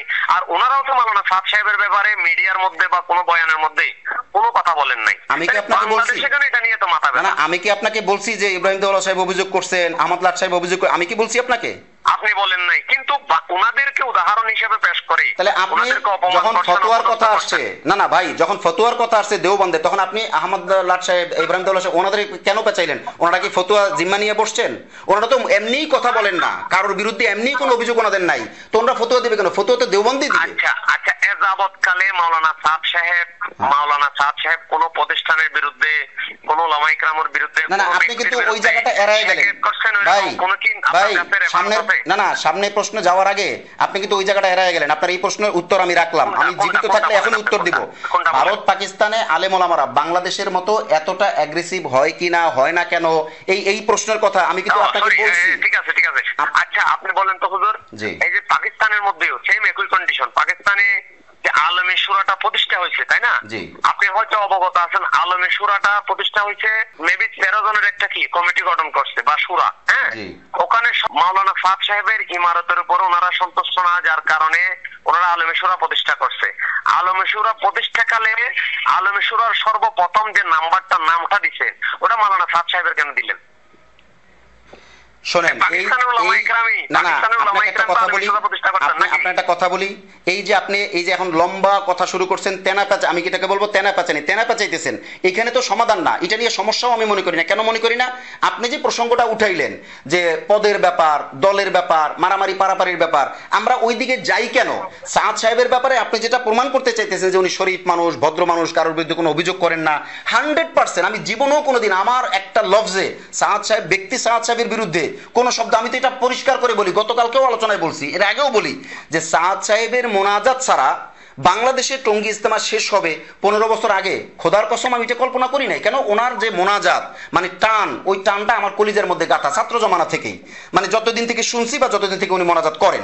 তাইলে এখন কথা উঠবে হক বাতিল নিয়ে, অর্থাৎ উনি যে ভুল করতেছেন, এই ভুলগুলো শরীয়তে কোন দৃষ্টিতে ভুল, আর কথা হবে যে আপনার এই যে আলেম ওলামাদের সাথে টানাপোড়েনের কারণ কি। এখন যখন আপনি ভুল নিয়ে যাবেন, আমি কিন্তু আপনাকে ওইটা বলছিলাম যে দেওবন্দ যদি কোনো ফতোয়া দিয়ে দেয়, তাহলে বাংলাদেশে কোনো আলেমের সাধ্য নাই যে সেই ফতোয়ার রূপে কলম ধরবে, তখন গিয়ে আসবে কি যে কিভাবে মিলা চলবে, কিভাবে তারা পাইবে। অর্থাৎ দেওবন্দ যদি সাদ সাহেবের অনুসারীদেরকে, সাদ সাহেবকে প্লাস তার অনুসারীদেরকে হক বলে ঘোষণা দেয়, তাইলে তো আর কাকরাইল মার্কাজে 2 ভাগ লাগে না, টঙ্গী ইজতেমায় 2 ভাগ লাগে না, সব তো এক হয়ে যায়। ওনারা আবার মিলেমিশে কাজ করবে। আমরা তো তাবলিগের ওইভাবে জিম্মাদার সাথী না যে সাল লাগাইছি বা আমরা বড় কেউ, ওনারাই করবেন। এমনকি ইবনে শাইখুল হাদিসও যাবে না। এই যে এরা আগে কইছে, গতবারও কইছে, তার আগেও কইছে যে আলেমরা দখল করার জন্য গেছে। আপনি বলেন, আপনি ইনসাফের সাথে বলেন, যেহেতু আপনি তাবলিগের সাথী ভাই এবং আপনার কথায় বোঝা যায় যে আপনি পুরনো সাথী বা মোটামুটি ভালোই জানেন, তাইলে আপনি বলেন এই গন্ডগোলের পরে 18-র পর থেকে এই পর্যন্ত কোন আলেম কি বসছে ওখানে যে কোনো পদে? নাকি যারা আছে তারাই? জুবাইর সাহেব আগে থেকেই, আমানুল হক সাহেব আগে থেকেই, শাহরিয়ার মাহমুদ সাহেব আগে থেকে, মাহফুজ আনার সাহেব আগে থেকেই, সবাই তো আগে থেকেই। তো নতুন করে তো কেউ ইনকোয়ারি, তাই এই যে পদের কথা যে অভিযোগ করা হলো, এটা কি মিথ্যা না? আসলে পদের দ্বন্দ্বে নিয়ে তো কোনো সমস্যা আমি মনে করি না, কোনো সমস্যা মনে করি না। সাদ শোনেন, সাদ সাহেব দিল্লিতে থাকবেন। ইমারতের ক্ষেত্রে ইমারতের বিষয়টা না না, পদ পদবি, দখলদারিত্ব, মানে নেতৃত্ব, মানে ভাগবাটোয়ারা, এগুলো নিয়ে অনেক কথা আছে। আমি ওই সমস্ত কথা বলতেছি, এগুলো নিয়ে তো কোনো বড় মাপের ব্যাপার না। বড় মাপের ব্যাপার হলো সাদ সাহেবের ভুলটা। এই ভুলটা শুদ্ধ হয়ে গেলি আর ইমারত সূরা, এটা তো মুরব্বিদের ব্যাপার। ইমারত সূরার ব্যাপার আমি কখনো কোনো মন্তব্য করি না। কেন মন্তব্য করি না? ইমারত সূরা এটা শরঈ ব্যাপার, এটা মুফতিয়ানে কেরাম যে ফতোয়া দিবেন সেটার উপরে চলবে। এটা তাবলিগের মুরব্বিদের উচিত। মুফতিয়ানে কেরাম যেমন বাংলাদেশে আলহামদুলিল্লাহ সুম্মা আলহামদুলিল্লাহ জাতীয় মসজিদ বাইতুল মুকাররমের খতিব আল্লামা মুফতি আব্দুল মালিক হাফিজাহুল্লাহ হযরত রয়েছেন, পাকিস্তানে মুফতি তাকি উসমানী সাহেব রয়েছেন, ভারতে দারুল উলুম দেওবন্দ রয়েছে, বাংলাদেশে বহু ইফতা বিভাগ রয়েছে, পাকিস্তানে আছে, মানে বিশ্বব্যাপী ইফতা বিভাগের অভাব নাই। এখন এই তাবলিগের কাজ শুরাই নিজামে চলবে নাকি ইমারতের নিজামে চলবে, এটা ওনারা বলবেন। আমি লাস্ট আপনার বিষয়টা হয়তো আমি যেহেতু আপনার লাইভ শুনি প্রতিনিয়ত, আপনার সেন্টিমেন্ট আমি বুঝি। হয়তো আপনি আমার সাথে প্রথম কথা বলতেছেন বলে আমার সেন্টিমেন্ট বুঝেন না, হয়তো এবার বুঝতেছেন। আমি যেটা বলতে চাচ্ছি কি জানেন হুজুর, না এখানে আমি যোগ করে যাই, এটা আমি যোগ না করলে এটা আমার হবে না। শুনেন, আমার কথা বাকি থাকলে আমি কথা বলতে পারি না। আপনার ব্যাপারে আমি ক্লিয়ার করে দিই, এটা আপনি ধারণা করে বলছেন হয়তো, কিন্তু আমি আপনার সাথে কথা বলে এটা বুঝলাম আপনি একজন ভদ্র মানুষ। সবচেয়ে বড় ব্যাপার হলো আপনি উম্মাহ দরদি, আপনি মঙ্গল চান, আপনি সাদ সাহেবের অনুসারী। এবং সবচেয়ে বড় সমস্যা হয়েছে যেটা, সেটা হলো সাদ সাহেবের যে সমস্যাগুলো বা সাদপন্থী সুরাপন্থীদের মধ্যে যে সমস্যাগুলো, এই যে আপনি শরিয়ার মানদণ্ডে বুঝতে চান না, এই আপনার ব্যাপারে আমার এই চিন্তা চেতনা। জি বলেন। আচ্ছা আচ্ছা, আপনার অভিযোগ থাকতে পারে আমার ব্যাপারে অবশ্যই, যেহেতু আমি একটা পক্ষের সাথে আছি, সেহেতু আপনার আমি কি করতেছি, হয়তো আমার প্রত্যেকটা কথার মধ্যে আপনি ওই পক্ষটাই দেখতেছেন, বা আপনি যেহেতু কোনো একটা পক্ষ হয়ে কথা বলতেছেন, আমি চিন্তা করতেছি আপনার প্রত্যেকটা কথার মধ্যে ওই পক্ষের কথাটাই বলতেছেন, তাই না? এরকমই আমরা বুঝি মানুষ হিসেবে। শুনেন আমার একটা কথা, আসলে অতিরিক্ত সব পক্ষই করছে, করে নাই যে এমন কিছু না, অতিরিক্ত সব পক্ষই করছে। এখন সর্বোপরি যেটা আমি এই যে ইবনে শাইখুল হাদিস যে কথাটা বললো যে আমরা অতীতের সমস্ত বিষয়গুলো এড়াই ফেলে দেবো, একদম ধুয়ে মুছে ফেলবো, যেটা সর্বোপরি আমি যে কথাগুলো গুছিয়ে বলতেছি আর কি, আমার যতটুকু বোঝে আসছে হযরতের কথা। এখন আমরা কি করব, আগের এগুলো বাদ দিয়ে যার যার মতো সে কাজ করব। এখন শুনেন, আসলে কি উম্মতকে এই যে ইবনে শাইখুল হাদিস যে একটা ব্যথা নিয়ে উম্মতকে ঐক্য করার একটা ফিকির করতেছেন, ওটা কি আমাদের প্রত্যেকের সম্মান করা উচিত না? 100% উচিত, প্রত্যেকদের সম্মান করা উচিত। আর শুনেন, আমাকে কথা শেষ করতে দেন। এই যে পাকিস্তান, হিন্দুস্তান, হ্যাঁ, এই বিষয়গুলো এড়াই গিয়ে আমরা কি পারি না এই যে ইবনে শাইখুল হাদিসের কথাগুলোর উপরে জমে যেতে? সেম এই কথাটাকে আমি আমার লাইভে বারবার সাদপন্থী আলেমদের সাথেও বলছি, সুরাপন্থী আলেমরা যারা আসছেন ওনার টুকটাক আসছেন ওনাদের সাথেও বলছি যে ভাই, ভারতের ঝামেলা, নিজামুদ্দিন মার্কাজের ঝামেলা, মানে ওইদিকে যত ব্যাপার স্যাপার আছে ওইটা ওইদিকে রাইখা আমরা কি পারি না দেশে মিলাজুলে একরকম চলতে? হ্যাঁ, যদি আকীদার ব্যাপারে প্রসঙ্গ থাকে তাহলে সেটা ওলামায়ে কেরাম বলবেন, সেখানে ওনারা সেটা মাইনে নেবেন, মাইনে এরপর সামনে আগাইবেন। এটা আমারও দিলের তামান্না যে গন্ডগোল ছাড়া চলি, আমরা গন্ডগোল ছাড়া চলার চেষ্টা করি, এটা আমার দিলের তামান্না। এইটার জন্যই তো আখলাক টিভির এই আয়োজন। জি হুজুর, এই বিষয়টাই বলছিলাম আর কি। এই যে এখন যদি এই যে যা হয়ে গেছে ভুল ভ্রান্তি, আমরা উভয় পক্ষ কি করছে, একটু বাড়াবাড়ি করছি, করি না যে এমন না, তাই না? এখন যদি এখন আগের মতো সম্মান দেওয়া শুরু করে, একজন আরেকজনকে আগলাই নেয়, হ্যাঁ, এই যে মাওলানা সাদ সাহেবের আপনি যে ইমিডিয়েট একটা কথা আনলেন যে এই মাওলানা সাদ সাহেব এই বয়ানটা এই করছে, এখন যদি আমরা মিডিয়াতে এই বিষয়টা নিয়ে বেশি বাড়াবাড়ি করি, হযরতের এই যে ইবনে শাইখুল হাদিস যে বিষয়টা এখন করতেছে, এটা তো হবে না। কারণ মাওলানা সাদ সাহেবের কিছু সাথী আছে আবেগী উৎসাহী, ওরা কিছু কথা বলে দেবে, বড় বড় কথা বলে দেবে, বেয়াদবি সুলভ কথা বলে দিলেও এই কথাগুলোর কারণে আবারও তো একটা কি উম্মতের ঐক্যটা অনৈক্যের মধ্যে চলে যেতে পারে। এজন্য ইবনে শাইখুল হাদিস যে কথাগুলো বলছে এগুলাকে আমাদের আমল করা উচিত না। এটা শুনেন, এখন একটা কথা আপনাকে বলি, প্রসঙ্গ শুনেন, মাওলানা সাদ সাহেব যে আপনার হিন্দুস্তানে বয়ান করছে, আমি মিডিয়ার কোনো কথাই বিলিভ করি না। এযাবৎকালে মাওলানা সাদ সাহেবের বয়ানও আমি মিডিয়াতে শুনি না। বুঝছেন? আমি বয়ান শুনি ইজতেমার ময়দানে গেলে এবং 5 দিনের জুড়ে গেলে ওই সমস্ত বয়ান শুনি, প্লাস পাশাপাশি আমাদের যে ত্রিমাসিক মাসওয়ারা হয় এবং সাপ্তাহিক যে আপনার শব্দজারি হয় ওই সমস্ত বয়ানগুলো শুনি। কারণ এই বয়ানগুলো আমার ইমানের খোরাক, আমলের খোরাক, চলার খোরাক, মেহনতের খোরাক। এখন আমি যদি মিডিয়ার কোনো বয়ান নেই, মিডিয়ার মধ্যে তো অনেক কিছু হচ্ছে। এখানে একটা কথা বলতে পারি, আপনার এখানে একটা কথা বলতে পারি, এই যে আমি মিডিয়াতে কথা বলি না, আমি নিজেও পছন্দ করি, আমি নিজেও চাইতেছি দিল থেকে যে আসলে মিডিয়া থেকে দূরে সরে, মানে অর্থাৎ মিডিয়া থেকে যে যত দূরে সরে থাকতে পারে আমি মনে করি সে তত মাহফুজ, সে তত ভালো থাকতে পারে। আর এখানে আপনি যে কথাটা বলছেন যে ইবনে শাইখুল হাদিসের, এখানে একটা কথা যোগ না করলেই নয়। আজকে আখলাক টিভি ডকুমেন্ট প্রকাশ করছে বিদায় আখলাক টিভিকে শত্রু মনে করতেছে, কিন্তু আপনার মতো যারা সাধারণ জ্ঞান মানে আকলে সালিম অর্থাৎ কমন সেন্সের অধিকারী, ঠান্ডা মাথার অধিকারী, তারা কিন্তু এই জিনিসটা চিন্তা করবে যে আখলাক টিভির কি বাপের সাধ্য আছে ডকুমেন্ট বানায় দেখাইবে? অবশ্যই ডকুমেন্ট বড়দের কাছ থেকে আসছে। দ্বিতীয় কথা হলো ইবনে শাইখুল হাদিস সাহেবকে আপনি এমনি মানেন না, এমনি আপনি হেফাজতের দালাল বলেন, 501 রুম বলে আপনি টিটকারি করেন, অকথ্য ভাষায় গালিগালাজ করেন, আপনি বলতে মানে আপনাদের অনুসারী কেউ কেউ, কিন্তু এখন আপনি ইবনে শাইখুল হাদিসকে মানতে চাইতেছেন, কিন্তু এখানে বড় মাপের ঘাপলা রয়ে গেছে। কি বড় মাপের ঘাপলা রয়ে গেছে? ওনারা যে গতবার সই দিয়া ইজতেমা করছেন, এবার আবার ইজতেমার উদ্দেশ্যে বৈঠক করছেন, তাহলে ওই সইগুলো ওনারা কেন দিলেন? এখন এই আপনি কিন্তু আমার কথা শুরুতেও বলছেন যে না সই এরকম দেয় নাই, অনেকেই বলেন বা আপনাদের সবাই বলতেছে সই দেয় না, আসলে সই দিছে। সই যে দিছে এটা মানে একটা অংশ দিছে আপনাদের, এটা আমি কনফার্ম জানি এবং এটা আরো সামনে প্রকাশ হবে। তার মানে আখলাক টিভি আগে প্রচার করছে দেখে না শেষ করি আখলাক টিভি আগে প্রচার করছে দেখে আখলাক টিভিকে আপনি দোষ ভাবতেছেন। আর আপনি যেটা বললেন না যে সাহাতপন্থী বিপদগামী ভাইয়েরা যে কিছু না শেষ করেন ব্যাড কমেন্ট করার কারণে, না ওনারা ব্যাড কমেন্ট করার কারণে ইবনে শাইখুল হাদিস সাহেবের এই উদ্যোগ নষ্ট হয়ে যেতে পারে, এটা হলো আপনার উদ্যোগ। আমি এই জায়গাটাই সন্দিহান। আমার বক্তব্য কি ছিল জানেন? ওনারা এই সংবাদ সম্মেলনের পরে যদি কোনো রকমের কোনো ঝামেলা না করতো, চুচারা না করতো, কোনো শব্দ না করতো, মিডিয়াতে টুটা কোনো শব্দ মিলানোর জন্য শব্দ বলতো, বাকি আপনার খোঁচা মেরে কোনো শব্দ না বলতো, তাইলে জিনিসটা ঠান্ডা মাথায় হয়তো বা সামনে আগাইতেও পারতো, এটা আমি অনুভব করি। জি বলেন।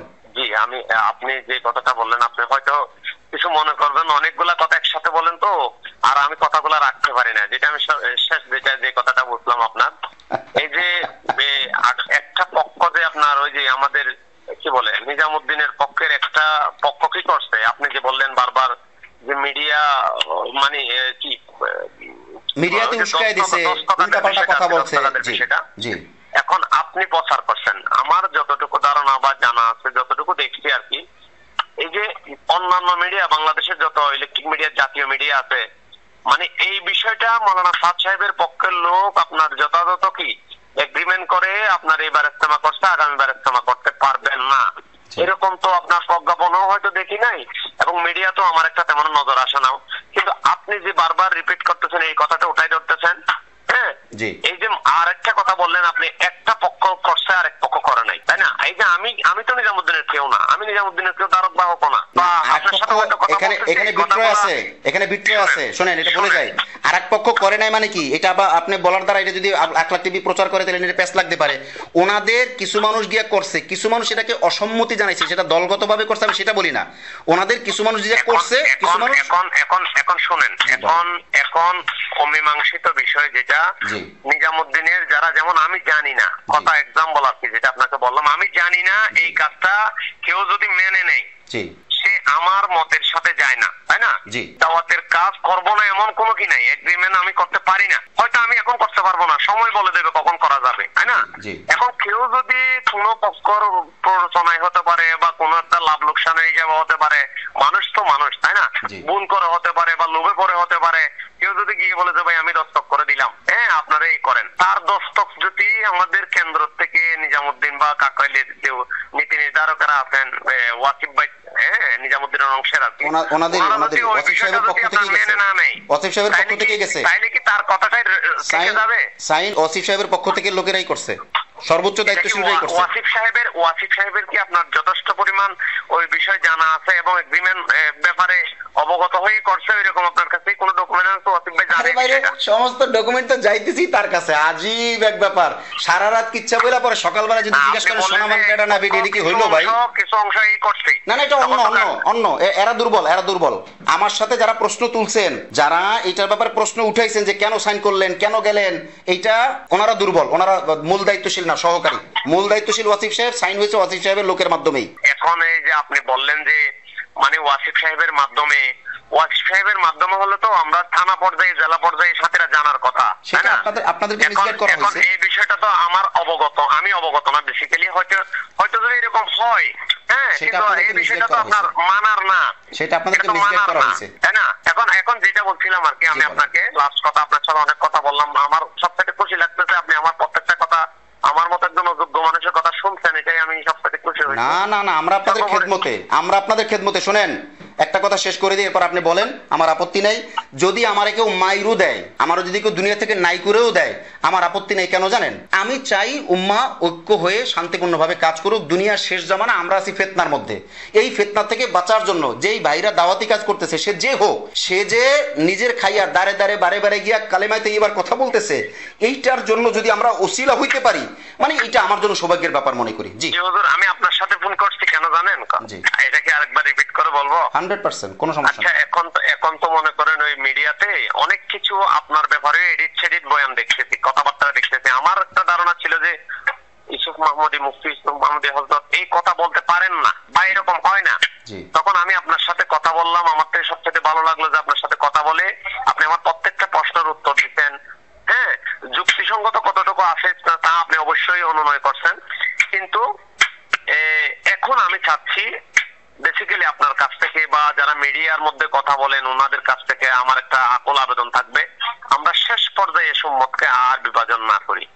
আমরা কি করি, আমার ভাইকে আমি অপছন্দ করি, তার মতো তাকে থাকতে দিই, তার মতো করে তাকে চলতে দিই। দেখবেন এক সময় আমাদের এই সমাজটা, এই দেশটা, এই আমাদের এই যে ইসলাম, এই যে আজকে পুরো পৃথিবীর মধ্যে কোণঠাসা, ইসলামটাই কোণঠাসা, এই জিনিসটা আবার আলোকিত হবে, আবার খুব সুন্দর হয়ে। আপনার এই দাবিটা কি আপনি চান আপনার মন মতো হবে নাকি শরীয়তের মতো হবে? এই যে মিলঝুলের ব্যাপারটা, শরীয়ত যেভাবে পুরো পৃথিবী অ্যাপ্লাই করতেছে আমরা ওভাবে অ্যাপ্লাই করি। তো সেভাবে অ্যাপ্লাই করতে চাইলে তো সাদ সাহেব যদি আর নতুন কোনো ভুল না করে, ভাই পুরো পৃথিবীর মধ্যে আমার যতটুকু ধারণা কম বেশি কি আছে, উভয় পক্ষের লোক আছে।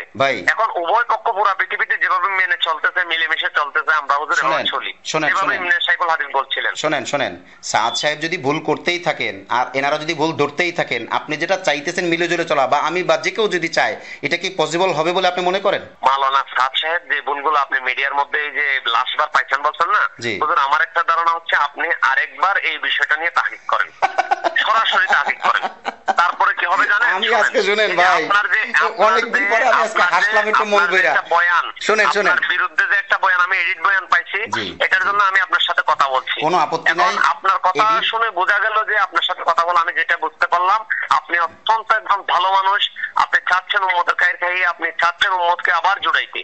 এটা ঠিক আছে, শুনেন, এটা আমার ধারণা হচ্ছে আর কি, বেসিক্যালি আপনি আপনার অবস্থানে অনার আছেন, এটা ঠিক আছে। ফিতনা ছড়াচ্ছেন বলে যে একটা মিডিয়ার মধ্যে দেখতেছি আর কি, এটা ভুল, এটা ভুল।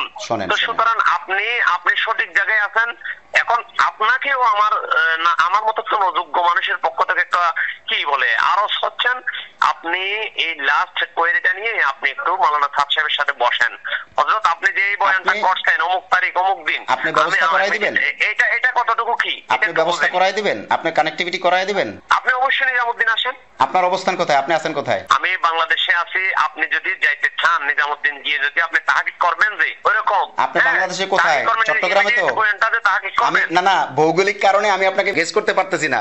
আপনি যদি বলেন আসেন, তাহলে আমি আছি ঢাকায়, আপনি আছেন চট্টগ্রামে। চট্টগ্রাম মানে বাংলাদেশের পূর্ব দক্ষিণ কোণা, আর নিজামুদ্দিন হচ্ছে সোজা পশ্চিমে। আমার কাছে আসতে বলি নাই তো, বয়ানটা তো আপনি একতলা বলছেন। শোনেন, আমি হাসলাম কেন ভাই, আমি হাসলাম কেন আপনাকে বলি। আখলাক টিভি আপনি একটা মিনিটের জন্য ধরে নেন যে আখলাক টিভি দুনিয়াতে নাই বা মারা যাইতেছে। যেমন গতকালকে পেজ হ্যাক হয়ে গেছে, তার আগে চ্যানেল সাসপেন্ড করাই দিয়েছে ওনারা। এখন মনে করেন আখলাক টিভি নাই বলতে পারেন, ছোট্ট একটা নতুন চ্যানেল আছে, ইউটিউব চ্যানেল, এইটাতে। আর ফেসবুকে কোনো আমার পার্সোনাল আইডি দিয়ে আমি আখলাক টিভির কাজ করবো না। এনিওয়ে, এখন আখলাক টিভি নাই, ধরেন নাই, শেষ। এখন এই যে আমি আপনাকে বললাম, আপনি যে একটা প্রস্তাব দিলেন বা একটা ভাব ব্যক্ত করলেন, আপনার প্রস্তাব বা আমার কথায় কিছু আসে যায় না জাতির, কিন্তু একটা আপনি ভালো খেয়াল পেশ করছেন যে ভাই মিলামিশা চলা, সামনে কোনো দ্বন্দ্ব না হয়। আমি আপনাকে বললাম এটা কি শরীয়ত মতো, আপনি বলেন শরীয়ত মতো। তাইলে সাদ সাহেবের যে ব্যাপারটা, এটা যদি কন্টিনিউ চলতে থাকে, আপনি যে কাঠবয়ান বয়ানের কথা বললেন, ভাই আমি তো বয়ান তাহকিক করছি ভাই, বাংলাদেশের প্রথম শ্রেণীর আলেমদের কাছ থেকে আমার কাছে ডকুমেন্ট আসছে, আর ছোটদের ডকুমেন্ট আমি ধরি নাই, ছোটদের মাঝ পর্যায়ের আলেমদের ডকুমেন্টগুলো আমি নেই নাই। আপনি বিশ্বাস করেন, বাংলাদেশের প্রথম শ্রেণীর আলেমদের কাছ থেকে যে ডকুমেন্টগুলো আসছে আমি ওইটাই ধরছি। আমি পাকিস্তান থেকে ডকুমেন্ট আসছে সেই ডকুমেন্টের ভিত্তিতে কথা বলছি আপনাকে, ভারত থেকে ডকুমেন্ট আসছে সেই ডকুমেন্টের ভিত্তিতে কথা বলছি আপনাকে ভাই। এখন এরপরও যদি আপনি বলেন যে না আমি খেয়ানত করছি, মানে আমি ঠিক করি নাই, তার মানে খেয়ানত করা, তাহলে তো আর আমার কিছু করার নাই ভাই। আমিও আপনাকে আবেদন করব, আপনি একটু শান্ত মাথায় আপনার কোনো ওয়েতে আপনি একটু চেষ্টা করে দেখেন যে সাদ সাহেবের বিষয়গুলো ভুল হচ্ছে কিনা। প্রয়োজনে আপনি সাদপন্থী যে সকল আলেম আছে মিডিয়ায় না এসে পার্সোনাল আলোচনায় যোগ্য যারা, তাদের কাছে ওই বয়ানটা নিয়ে বসেই যে ভাই এই কথাগুলো এইভাবে বলছে, এটার তর্জমা কি হবে, এটার দ্বারা উম্মাহ ক্ষতিগ্রস্ত হইতে পারে কিনা, বা কোরআন হাদিসকে অস্বীকার করা হয় কিনা, বা লেখনী বাদ দিলে দেওয়ার কোনো আছে কিনা, শারীরিক ইবাদত শারীরিক নামাজের মতোই দাওয়াতি কাজ শারীরিক পূর্ণাঙ্গ বলা যাবে কিনা। একটা বিষয় আপনার কাছে একটা ডাউট থাকছে কি জানেন? জি বলেন। এই যে আমি তো মিডিয়াতে কাজ করি না, তাই না? আমি মিডিয়ার সাথে কানেক্টেড না। এখন আমি মিডিয়ার মধ্যে আপনি মাওলানা সাদ সাহেবের বয়ানটা মিডিয়ার মধ্যে বলছেন, হ্যাঁ, মিডিয়ার মধ্যে কথা বলাই এটা উপস্থাপন করেন যে ভুল, নতুন ভুল, এটা পুরাতন ভুল, এটা আমি তাহকিক করছি, এটা করা হয় না, এটা করবো, বা ওরা করছে এরকম। কিন্তু আমার যতটুকু ক্ষুদ্র জ্ঞানে আমার তো মনে হয় না এই যে মাওলানা সাদ সাহেব ইমিডিয়েট যে বয়ানটা আপনি যে কথাটা বললেন, এটা তো আমার কানে আসে নাই, যেহেতু আমি মিডিয়াতে থাকি না, মিডিয়া নিয়ে আমার কোনো ইয়া নাই, বুঝতে পারছি। এই জন্য আমার তাহকিকের পর্যায়ে তার বয়ান যতটুকু সে 5 কাজের কথা বলছে ওটা আমি আমল করি, হ্যাঁ। এখন যদি সে ঈমান ধ্বংস হয়ে যায়, এইরকম কোন বিষয় যদি আমার কাছে ডাউট থাকে, আমার যদি এরকম মনে হয় যে এটা কি আমার জরুরি, এই কথা বলছে বা এই কথা বলবে কেন, তখন আমার উচিত তার কাছে গিয়ে এই বিষয়টা সশরীরে জাস্টিফাই করা। এইটা তো আপনি একজন ভদ্র মানুষ দেখে আপনি বলছেন, আপনার পক্ষে কি সম্ভব হবে গিয়ে এটা তাহকিক করা? ধরলাম আপনার পক্ষে সম্ভব হলো, সকল সাদপন্থীদের পক্ষে কি সম্ভব হবে এটা তাহকিক করা? জি বলেন। আমার একটা কথা শুনেন, মাওলানা সাদ সাহেবের কাছে আমরা যখন নিজামুদ্দিন আমার যখন যাওয়া হয়েছিল, তখন আমি ওনার সামনে বসে বয়ান শুনছি, প্লাস উনি উলামায়ে ইকরামদের মজমাকে কিছু সাথী ভাইয়েরা বলে যে এখানে উলামায়ে ইকরাম যারা আছেন মেহমান, বিশেষ করে পড়ার যারা থাকে, ওনাদেরকে কি করেন আলাদা নিজের কামরার মধ্যে বিভিন্ন বিষয়ে সওয়াল জবাবের জন্য ডাকে, বুঝছেন? এটা সম্ভব হবে না, যে এটা হচ্ছে ভুল ধারণা, বুঝছেন? আমি বুঝাইতে পারবো না, শোনেন আমি শেষ কথাটা বলি, আপনাকে আমি বুঝাইতে পারবো না। কেন? ব্যক্তি সাদ সাহেবের ব্যাপারে তো আমার কোনো অভিযোগ নাই, তা আপনি ওনার শারাফাত, ওনার ভদ্রতা, ওনার ভালো আচরণ, এটা আপনি আমাকে কেন বলেন? এটা তো আছেই না। ওনার বয়ানটার ব্যাপারে আপনি যে বয়ানটার ব্যাপারে তাহলে বয়ানটার ব্যাপারে তাকিস মানি সাহেব বয়ানটার ব্যাপারে কি তাকিস মানি সাহেব ভুল বলছেন?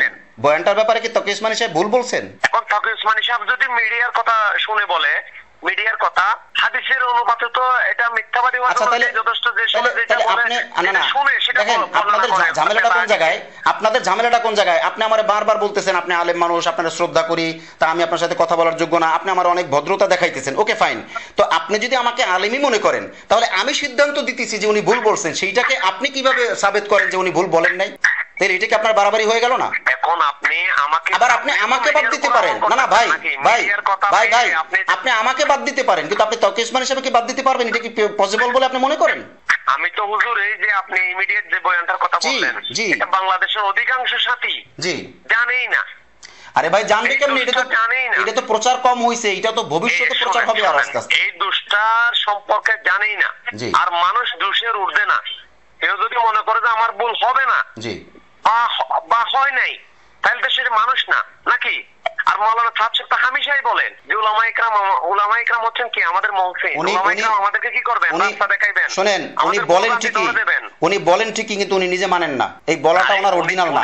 উনি নিজে মানেন না, এটা তার ব্যক্তিগত পার্সোনাল আমলের মধ্যে যুক্ত। না, এটা হয় না। এটা আপনি এই জায়গাটা সম্পূর্ণ ভুল করছেন। আপনি ব্যক্তিগত বা না মানান সেটা সমস্যা না। কেন? আপনি একজন পার্সন, আমি না মানলে তেমন সমস্যা না, আমি একজন পার্সন। কিন্তু উনি তো আমির, উনি তো সারা বিশ্বের নয়নমণি, সাদপন্থীদের নয়নমণি, ওনাকে ফলো করে। উনি তো এখন আপনি যেভাবে দায়িত্বের মধ্যে নিচ্ছেন, এটাকে নিয়ে মানে কি করা, প্রচারণা করে মানুষকে জানাই দেওয়া এই ব্যক্তি সম্পর্কে মানুষ জানুক। কিন্তু দেওবনের বা পাকিস্তানের তাকিস মানি সাহেবের ওনাদের কি দায়িত্বের মধ্যে পড়ে না? ওনারা তো ব্যক্তিত্ব। এখন শুনেন, ওনারা যদি একটা জামাত নিয়ে বা এককভাবে মাওলানা সাদ সাহেবের সাথে এই বিষয়টা নিয়ে বসে। আচ্ছা ভাই, আপনারা এই কথাগুলো কেন বলেন তো? বারবার ওনার কাছে যাওয়ার কথা বলেন। ওনার কি দায় নাই? উম্মার আপনি এখন ফোন করছেন কেন আমাকে উম্মা দরদি হয়ে? আপনি যদি ফোন করতে পারেন, আমি যদি বলতে পারি, তাহলে উনি কেন উম্মাকে বলতে পারেন? ওনা তো কোনো কাছে যাওয়া লাগবে না, উনি ওনার জায়গাতে ঘোষণা দিলে হয়ে যায়। উনি মিডিয়া ডাকলে মিডিয়া চলে আসবে। উনি তো ওনার লজিকে, ওনার যুক্তিতে উনি বলতেছে আমি সঠিকই বলতেছি। এই তো আপনি জায়গায় আসছেন। শোনেন আমি একটা কথা বলে শেষ করি, এরপর আপনি বললেন। শোনেন, আপনি একটা কাজ করেন, আপনার সাথে কথা বলে আমি বুঝলাম আপনি ভদ্র মানুষ ঠিকই, কিন্তু আপনি হককে গ্রহণ করার মতো মন মানসিকতা রাখেন না। বলে কেন? আমি আপনাকে বলি, জায়নামাজে বসে আল্লাহর কাছে দোয়া করবেন নাম ধরে, আল্লাহ বাংলাদেশের একটা social worker, field worker Yusuf Mahmudi, এই ইউসুফ মাহমুদী হক নাকি বিশ্ব আমির সাদ সাহেব হক? যদি সাদ সাহেব হক হয় তাহলে ইউসুফ মাহমুদীকে ধ্বংস করে দাও, আর ইউসুফ মাহমুদী যদি হক হয় তাহলে সাদ সাহেবকে ধ্বংস করে দাও। আর কি বলবো? আল্লাহর উপরে দিয়ে দেন। পারবেন এটা? এটা শুনেন, এটা অবশ্যই অবশ্যই অবশ্যই। আর কি বলবো আপনাকে? কথার সাথে আমি একমত। আমি যেটা বলতে চাচ্ছিলাম কি, আপনি তো আমার কথা একটারও যাবৎকাল আনসার করলেন না। আপনার এত কথা শোনার পরেও যদি শোনেন, শেষ করি, এই কথাটা যদি পাবলিশ হয় আপনি ঠান্ডা মাথায় বসে বসে শুনবেন, এরপর দেখবেন যে অন্য কল রেকর্ডের মধ্যে আমি তাদের চাইতে আপনাকে বেশি সময় দিছি কিনা। জি বলেন। আমি যেটা বলছিলাম, এখন যদি মনে করেন এই যে আপনি বাংলাদেশের মধ্যে প্রচারণার মধ্যে যে মাওলানা সাহেব নতুন এই গুণগুলা করছে এভাবে আপনি উপস্থাপন করতেছেন। এখন আমাদের বাংলাদেশের উলামায়ে কেরাম, বিশেষ করে মুখপাত্র হিসেবে ইবনে শাইখুল হাদিস বললো যে আমরা ঐক্য বা আমরা আবার কি হয়ে যায় মোটামুটি বাড়াবাড়ি না করি। এখন কি আমি যদি বলি যে আপনি ইবনে শাইখুল হাদিসের যে একটু বেশি বুঝতেছেন, তাইলে এই বিষয়টা কেমন হয়? আমি কি মিথ্যা বলবো? আমি তো বলবো যে আপনি ইবনে শাইখুল হাদিসকে আপনার স্বার্থের কারণে মানতেছেন, আসলভাবে মানতেছেন না। যদি আসলভাবে মানেন, শুনেন, না শেষ করি না, আমি তো ডকুমেন্ট ছাড়া কথা বলি না, আমি আপনাকে ডকুমেন্ট দিয়ে কথা বলতেছি। না আমি আপনাকে ডকুমেন্ট দিয়ে কথা বলতেছি। আপনার যদি হিম্মত থাকে আপনার ঢাকায় আইসা অথবা আপনি যোগাযোগ করে ইবনে শাইখুল হাদিসকে এই ভিডিও বার্তা নিয়ে বসেন যে আপনার অনুসারী, আপনাদের মাঠ পর্যায়ের কর্মী ইউসুফ মাহমুদী এই অনিয়ম করছে, এখন আপনি এটাকে সমর্থন করেন কিনা। যদি বলে হ্যাঁ ঠিক করছে, তাইলে তো আর আমার কোনো দোষ নাই।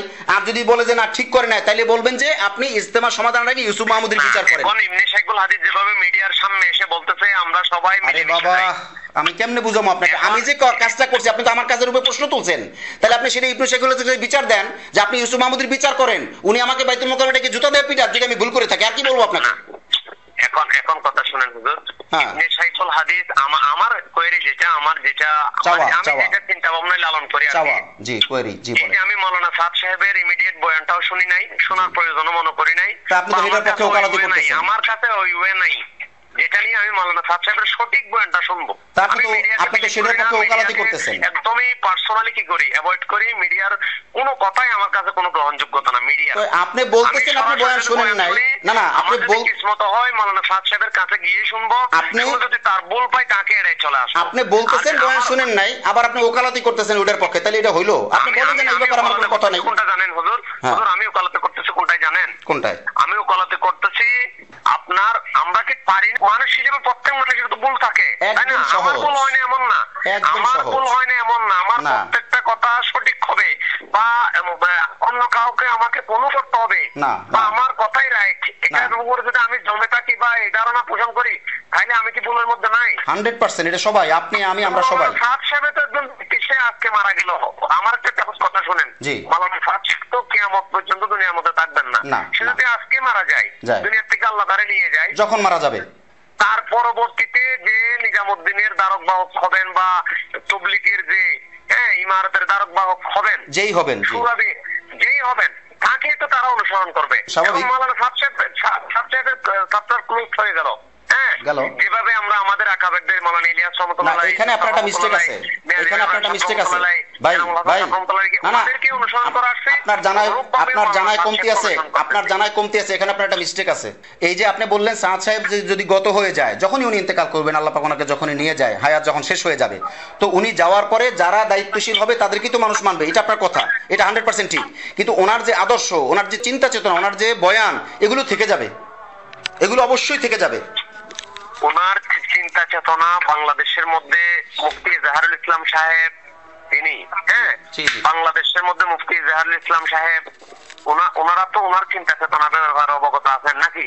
উনি তাহাজ্জুদ করছেন, তাই না?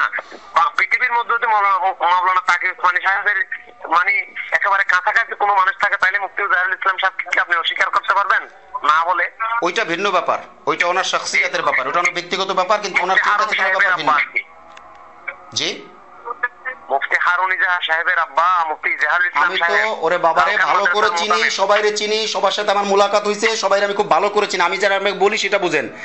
হারুন ইজাহার সাহেবের বাবা আল্লামা ইজাহারুল ইসলাম চৌধুরী সাহেব। এই যে ইজাহারুল ইসলাম চৌধুরী সাহেব, উনি যে শখসিয়াত, ওনার যে ব্যক্তিগত মর্যাদা, যেটা আপনি বললেন কানেক্টিভিটি, তাকে ইসমাইল সাহেবের কাছের মানুষ, বড় আলেমদের সাথের মানুষ, প্রথম শ্রেণীর আলেম, এটা তো আমার কোনো কলম ধরা নাই। কিন্তু আমার একটা অবজেকশন হলো, উনি তো সাআদপন্থী আর সুরাপন্থী, এই ব্যাপারটায় উনি তো সাআদপন্থীদের সাথে ইয়া করে, উনি তো সুরাপন্থীদের সাথে থাকে না, বা উনি তো মধ্যস্থও না। তাহলে আপনি তাকে দলিল বানান কেন? আপনি এমন আলেম দলিল বানাবেন যে মধ্যস্থ। আমি আপনাকে দলিল বানাচ্ছি না, আমি যেটা বলতে চাচ্ছিলাম, জি, ওনারা তো মাওলানা সাদ সাহেবের ইমারত সম্পর্কে, মাওলানা সাদ সাহেবের ভুল সম্পর্কে জানেন, হাজারো লক্ষ কোটিবার উম্মতের সামনে বয়ান করছেন, জি, রাখছেন। আমার যতটুকু ধারণা, আমার জেলার মধ্যে ইস্তেমার ময়দানের মধ্যে রাখছেন, ওনার এই ভুল এই কথা, আর প্রচার হচ্ছে এই কথা। হ্যাঁ, এটা এটা এটা তো আমরা ওলামায়ে কেরাম দুই পক্ষের মধ্যে মোটামুটি কম বেশি আছে, তাই না? আমরা তো একেবারে বেশে যাচ্ছি এরকমও না, হ্যাঁ, বা আমাদের কোনো গার্জিয়ান নাই এমনও না। কিন্তু আমি যেটা বলছিলাম মুফতি ইজাহারুল ইসলাম সাহেব তো আমার চেয়ে অনেক বেশি অ্যাডভান্স, আমার ব্যক্তিগত 100% আমার চেয়েও। মুফতি ইজাহারুল ইসলাম সাহেব যদি বাবা সমতুল্য আমার পক্ষে কথা বলে, শুনেন, ইমারতের সাথে থাকে, আমি ব্যক্তি সাহেবকে অনুসরণ করতেছি না, আমি মুফতি ইজাহারুল ইসলাম সাহেবকে কি করতেছি? ফলো করতেছি। তো মুফতি ইজাহারুল ইসলাম সাহেবকে কি ফলো করা যাবে না, এরকম কি আপনি বলতে পারবেন? যদি ওনার চিন্তা চেতনা ভুল হয় তাহলে ফলো করা যাবে না, যদি ওনার চিন্তা চেতনা শরীয়ত মোতাবেক হয় তাহলে চিন্তা চেতনাটা ভুল আপনি বলেন।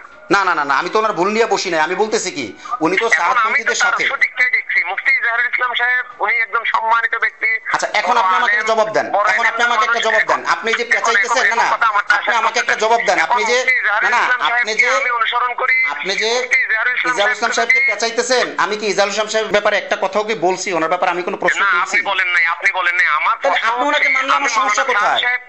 কিন্তু এজ এ আলেম হিসেবে ইমিডিয়েটের বয়ানটা আমি নেব না ভাই, আমি নিচ্ছি যেটা মাওলানা সাদ সাহেবের এই যে তোরটি, আপনি তো জিজ্ঞাসা করেন ঠিকই, কিন্তু আপনি মানেন না। আপনি আমার জিজ্ঞাসা করলে যে ইজাহারুল ইসলাম সাহেবকে আমি মানতে পারবো কিনা, আমি কি বললাম, এজ এ আলেম হিসেবে আমার বলতে হবে কি, যদি উনি শরীয়ত সম্মত ঠিক থাকেন আপনি মানবেন, এটা সবার ব্যাপারে কথা আসবে। কিন্তু আপনি সেখানে গিয়ে পেঁচাই গেলেন, আপনি শুরু করলেন কি ইজাহারুল ইসলামকে মানবো বা মানবো না, এটা আমি তো ডিনাই করি নাই আপনাকে। ভাই, আপনি ইজাহারুল ইসলাম সাহেব কেন, আপনি যদি একজন বাতিলকেও মানেন, ওই যে মাঝবান্ডারি বা ওই মাজারপন্থী, মানে মাজার পূজা করে যারা, এদেরকেও যদি মানেন, আমি কি আপনার ফিরাইতে পারবো বলেন? এটা কি আমার কোনো এখতিয়ার আছে?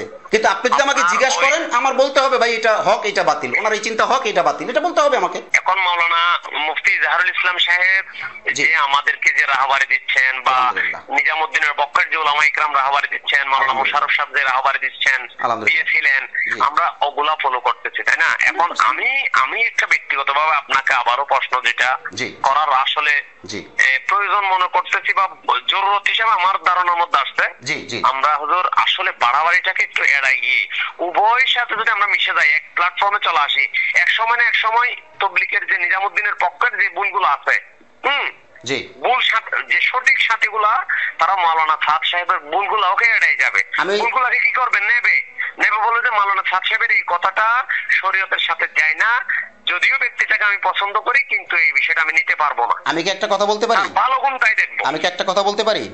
আপনার টোটাল এই লম্বা কনভারসেশন আমার ঠিক জানা নাই আমরা কতক্ষণ কথা বলছি। আমি শেষ কথা আপনাকে বলি, এখন আপনি যে কথা বললেন যে আমরা কি দ্বন্দ্ব মিলাইয়া সামনে আগাইতে পারি না, এখানে আমি অ্যাজ এ আলিম হিসেবে, একজন সচেতন নাগরিক হিসেবে এবং একজন আপনার সঞ্চালক বা আলোচক হিসেবে আমি একদম দিল নিংড়ানো কথা আপনাকে বলি, এটা দুইটা পার্ট আপনাকে করতে হবে। এক নাম্বার পার্ট হলো শরীয়তের বিধান, মাসআলা মাসাইল, আইন ও কানুন, এইটার ব্যাপারটা, এই ব্যাপারটা আমরা আলেমদের উপরে ছেড়ে দেই। আরেকটা পার্ট আমরা ধরি, আরেকটা পার্ট আমরা ধরি সোশ্যাল মিডিয়ার পার্ট বা লেনদেন, ব্যক্তিগত মুআমালাত মুআশারাত, ব্যক্তিগত লেনদেন, মহল্লা ভিত্তিক। আপনি যেমন মিডিয়া ইউজ করেন না, তো এমনিও তো আলু বিশুরা সাথী ভাইদের সাথে আপনার সাক্ষাৎ হয়, কথাবার্তা হয়, তো এই যে লেনদেনগুলো, সেটা কমেন্ট সেকশনে হোক, অর্থাৎ সোশ্যাল মিডিয়ায় হোক, সোশ্যাল মিডিয়ার বাইরে হোক, ব্যক্তিগত যত লেনদেন আছে, আমরা উভয় পক্ষকে কোনো রকমের আঘাত না করে আমরা সবাই মিলেমিশে চলার চেষ্টা করি, সম্মান দিয়ে চলি, সবাই সব ব্যক্তিগত মর্যাদা দিয়ে চলি। আর শরীয়তের যে ব্যাপারগুলো আছে এগুলো আমরা আলেমদের কাছে যাই, এগুলো নিয়ে আমরা কেউ বাড়াবাড়ি ছাড়াছাড়ি না করি। অবশ্যই এভাবেই তো হচ্ছে। হুজুর আমার কথা শুনেন একটা মিনিট, যেটা অন্তরের কথা। এই যে আলমী শুরার পক্ষে কিছু উলামায়ে কেরাম আমাদের স্থানীয় পর্যায়েও আছে, ওনাদের সাথে আমাদের অত্যন্ত সম্পর্ক বললে হবে না, কি পরিমাণ সম্পর্ক এটা বোঝানো যাবে না। মানে অন্তঃস্থল থেকে সম্পর্ক। ওনারাও আমাদেরকে খুব মহব্বত করেন। এই যে কয়েকদিন আগে আমার এখানে একজন আমার সাথে আমাদের থানা পর্যায়ে সেক্রেটারি, ওলামা ইকরামদের প্রতিনিধিত্ব সেক্রেটারি, উনি খুব বুজুর্গ টাইপকার মানুষ। তো উনি আমার সাথে কথা বলতেন, আমাকে নিজে এসে উনি প্রস্তাব করছেন কি জানেন ভাই, এই যে এখন একটা ঐক্যর বাতাস পাইতেছে, আমরা কি করি সবাই মহব্বত করি। আমি তো তাকে বললাম, হুজুর এই কথাটা কতই না শ্রদ্ধাশীল, কতই না সম্মানী, আপনি এই কথাটাই বলেন। আর তবলিগের যে সাথীগুলা এরা তো কখনো ওলামা ইকরামকে ভুল, ওলামা ইকরামদের রং এই বিষয়টা কখনোই বলেন নাই, বিশেষ করে আমি বলি নাই। ওলামা ইকরাম সব জায়গায় সঠিক, কিন্তু আমার চিন্তা চেতনার সাথে যাচ্ছে না বিধায় আমি তার সাথে এড়াই চলতেছি। আমি এই যে তবলিগের এক পার্টে আছি, হয়তো ওলামা ইকরাম আর একটা পার্টে আছে, হ্যাঁ, বা ওলামা ইকরাম আমাদের স্থানীয় পর্যায়ে কিছু ইমারতের সাথে যারা আছেন বা মাওলানা সাদ সাহেবের ইমারতের পক্ষে আছেন, ওনারাও কখনো আমাদেরকে তরগিব তশকিল করেন না যে আপনারা কারোর সাথে বেয়াদবি করবেন, কখনো ওই যে কারো নাম ধরে গিবত শিকায়ত করবেন, বেয়াদবি সুলভ যে কাণ্ডগুলো ওগুলো করবেন না। আপনারা কি করবেন, ওলামা ইকরামকে সবচাইতে বেশি সম্মান করবেন, আফজাল করবেন। আপনার সাথে কথা বলার পরে আমি যে শেষ পার্টে আইসা আপনাকে অবজারভেশন, মানে আমি আপনার সাথে কথাও বলছি, আপনাকে মাপজোপও করছি যে আপনাকে আমি কিভাবে বুঝতে পারি, কিভাবে নিতে পারি। আপনার যে চিন্তা চেতনা, যে খেয়াল, আমি বারবার উল্লেখও করছি যে আপনি একজন ভদ্র মানুষ, শরীফ মানুষ, আপনি সমাধান চান, দিল নিংড়ানো মানুষ, তবে ওই দিকে টানেন, এটা হলো আপনার একটা দোষ, এটা আমি বললাম। এনিওয়ে, আমি শেষ দিকে এসে যে কথাটা বললাম যে আমরা যদি শরীয়তের ব্যাপারে এই টোটাল সমাধানের ব্যাপারে দুইটা পার্ট করি, এটা উলামা ইকরামের শরণাপন্ন হওয়া অত্যন্ত জরুরি। না আমি যদি দুইটা পার্ট করি, যদি ভুল করে, শুনেন হুজুর, আমার বাবাও যদি ভুল করে, আমি কি আমার বাবা হিসেবে ভুলটাকে ছেড়ে দেব? না। আর নাকি বাবার ভুল বিষয়টা আমি মেনে নেব? না, ভুল বিষয়টা মেনে নেব। আমি যদি জ্ঞান সম্পন্ন মানুষ হই, ম্যাচিউরড মানুষ হই, হয়তো বাবার ভুলটা যদি মানে কি থাকে, কোন ওয়ে থাকে, সংশোধন করার করব। আর যদি না থাকে তাহলে চুপ থাকবো। আর না পারলে কি করব, বাবাকে সম্মান শ্রদ্ধা করব, কিন্তু বাবার ভুলটা আমি নেব না। আমি ওইটাই বলতে চাইতেছি যে আমরা দুইটা পার্ট যদি করি, আপনার কথাটা, এজন্য আমাদের ওলামা ইকরাম যারা আছেন তারা আমাদেরকে অত্যন্ত স্নেহ করেন। আপনার এই কথাটা যদি আমি একটা কথা বলবো, এই জন্য দুইটা, ওই যেটা বললাম যে দুইটা পার্ট যদি আমরা করি, শরীয়তের ব্যাপারটা, মাসআলা ব্যাপারটা, সাদ সাহেবের কোনো ভুল হইতেছে কিনা আমরা ওলামা ইকরামের কাছে সারি। আর ব্যক্তিগত লেনদেনে আমরা তাবলিগের যে সৌন্দর্যটা ছিল আগে, আমরা যেটা দেখতে দেখতে বড় হয়েছি, ওই কাজগুলো আমরা আমলে আনি, ওই কাজগুলো সবাই আমলে। কিন্তু আপনার কাছে একটা আবেদন, একটা আবদার, যেহেতু আপনার এই কল রেকর্ডটা যদি পাবলিশ করে তাহলে মানুষ জানবে, তাদের হয়তো কিছু উপকার হবে। আপনার কাছে আমার একটা আবদার, আপনি কি আমার কাছে এই এতক্ষণ 1 ঘন্টার বেশি সময় দিলাম আপনাকে, এর মধ্যে আপনি কি আমার সাথে এই ওয়াদাটা করতে পারেন যে ইলমি ব্যাপারে, মাসআলাগত ব্যাপারে, শরীয়তের ব্যাপারে কোনো সমস্যা মনে করলে সেটার ক্ষেত্রে আপনি আলেমদের কাছে যাবেন? 100% ওয়াদা করতে পারি আপনার সাথে, 100%। এটাতে যদি আপনি জররা পরিমাণ ভুলও মনে করেন বা ওলামা ইকরামের কাছে যাব না, তাহলে এটা হয়তো আপনি আমার দিল কবজা করছেন। এখানে আমার অধিকার নাই। দিল 100%। আমি বলি হুজুর, আমার বাসায় যদি কোনো একটা বিষয় শরীয়তের মাসালাগত কোনো বিষয় হয়, আমি উলামা ইকরামের শরণাপন্ন না হয়ে কোনোদিন সিদ্ধান্ত নিই নাই কোনো একটা বিষয়। আলহামদুলিল্লাহ। উলামা ইকরাম শুধু আমাদের এই যে মাসাইলের ক্ষেত্রে যে ওনাদের কাছে যাবে এমন না। আল্লাহর কসম করে বলি, আমি আপনাকে লাস্ট কথাটা একেবারে আরো কঠিন হয়ে গেলাম, যে অন্তরের সবটুকু ভালোবাসা উলামা ইকরামের জন্য। আলহামদুলিল্লাহ, আল্লাহ কবুল করুক। আমি ওই কথার মধ্যে যে কথাটা এটা অন্তরে লালন করে বিদায় আমি প্রত্যেকটা বার আপনাকে একটা কথা বলছি, হুজুর এখন কি আমরা পারি না? আমরা কি এখন পারি না? আমরা কি সবাই মহব্বত, এখনো তো অনেক আমাদের লাভ লোকসান হয়ে গেছে, অন্যরা হাসতেছে। আপনি যদি আমার সাথে বলার পরে এই আমলটা নাও করেন, তারপরে কিন্তু আমি আপনাকে সন্দেহ করতে পারি না দেখা পর্যন্ত। কেন? আপনি যেহেতু বলছেন আমি ওলামা ইকরামের সাথে সাক্ষাৎ করব, আমাকে ওইটা মেনেই নিতে হবে। অতএব এখানে আমার কোনো সন্দেহের সুযোগ নাই। অতএব আপনি এই মন মানসিকতা যদি সাদপন্থী ভাইয়েরা, বিশেষ করে মাঠ পর্যায়ের যারা আছেন, ওনারা যদি আগান, তাহলে আমার বিশ্বাস, দোয়ার আমল যদি চালায়, আমার বিশ্বাস আস্তে আস্তে সমস্যাটা সমাধানের দিকে যাবে ইনশাআল্লাহ। হুজুর আমাদের আশেপাশে যত সাথী আছে, আমাদের যে মাশওয়ারার মধ্যে যে সাথীগুলা বসে, প্রত্যেকটা সাথীর সেন্টিমেন্ট, এই যে আমি সবচেয়ে নগণ্য ওদের মাঝে, আমি সবচেয়ে দুর্বল, বুঝছেন? আমাদের সাথীগুলো অত্যন্ত ভদ্র, আলহামদুলিল্লাহ। কখনো এ যাবৎকালে উলামা ইকরামের ব্যাপারে আমার, বিশেষ করে আমার থানার মধ্যে কখনো বাড়াবাড়ি হয় নাই। আপনি হয়তো রেকর্ড দেখতে পারেন, কক্সবাজার জেলার ঈদগাহ থানার মধ্যে কখনো আপনার উলামা ইকরামের সাথে তর্কাতর্কি, বাড়াবাড়ি, মার্কেটিং ডিবেট হয়েছে, এরকম কোথাও পাবেন না। হ্যাঁ, আরে কক্সবাজার ঈদগাহের মধ্যে তো কত চাটা খাইছি না, আমি যে রোহিঙ্গা খেদমতে গেছি 2017 সালের কথা বলতেছি। হুজুর ইনশাআল্লাহ কখনো যদি কক্সবাজার আসেন ইনশাআল্লাহ বাইকে ফোন দেবেন, নাম্বারটা রাখবেন, দোয়া থাকবে ইনশাআল্লাহ। তা ইনশাআল্লাহ দেখা হবে, কথা হবে। আর আজান হচ্ছে, ইনশাআল্লাহ আপনাকে বিরক্ত করলাম, মাফ করে দিবেন। এখন আমরা সবাই মহব্বত দোয়ার মুহতাজ হুজুর ইনশাআল্লাহ। আল্লাহ কবুল করুক, দোয়া চাই। জি জি জি, আসসালামু আলাইকুম। আসসালামু আলাইকুম। ওয়া আলাইকুম আসসালাম ওয়া রাহমাতুল্লাহি ওয়া বারাকাতুহু।